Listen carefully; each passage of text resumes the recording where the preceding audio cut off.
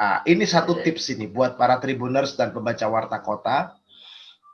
Penurunan kadar hormon testosteron akan disertai juga dengan penurunan derajat ereksi.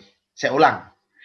Penurunan kadar hormon testosteron akan sebanding atau diikuti dengan yang namanya penurunan kekuatan atau derajat daripada ereksinya.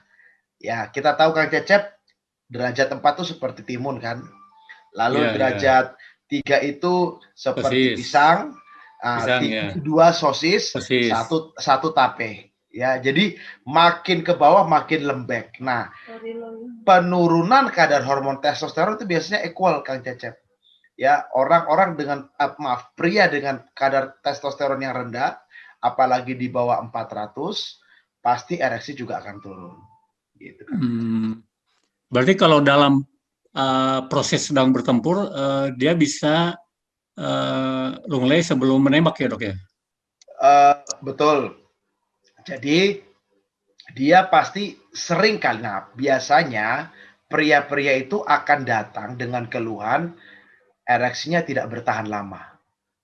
Ya, biasanya akan datang dengan keluhan ereksi yang tidak bertahan lama. Late ejaculation ini tidak terbongkar kalau mereka tidak datang. Tetapi mereka akan datang mencari bantuan atau konsultasi karena problem ereksi yang tidak bertahan lama. Demikian Kang Cecep. Iya. Cuma agak herannya itu dalam, kan biasanya kalau sebelum bertempur itu biasanya derajatnya itu seperti timun ya dok ya? Ya. Tapi kenapa bisa ya di dalam proses di tengah jalan dia kemudian derajatnya turun gitu? Ya. Yaitu penyebab apa testosteron itu ya? Ya, jadi saya mau bicara patofisiologinya Kang.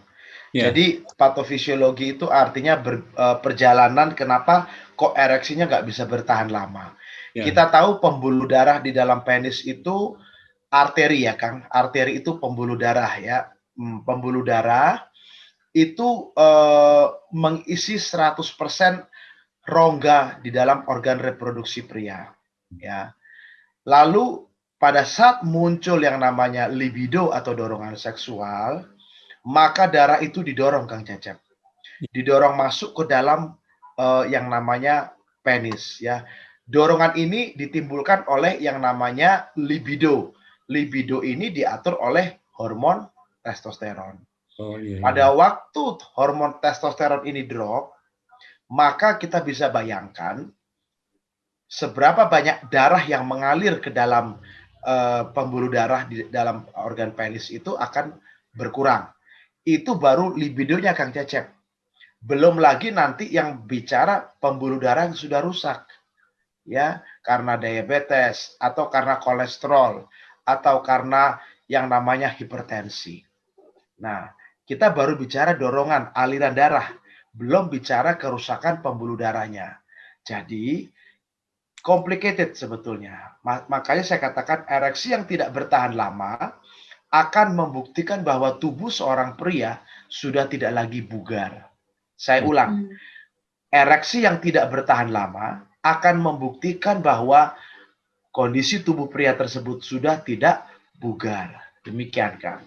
Terima kasih sudah nonton. Jangan lupa like, subscribe, dan share ya.